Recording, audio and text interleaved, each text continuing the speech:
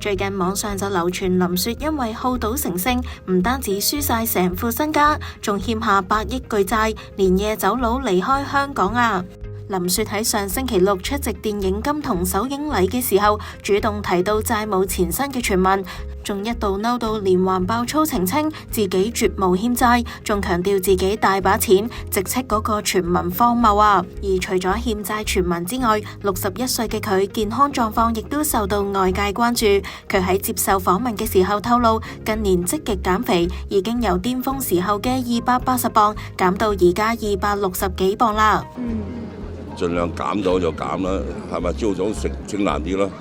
朝早我真係朝早都食腐乳送呢個麥皮，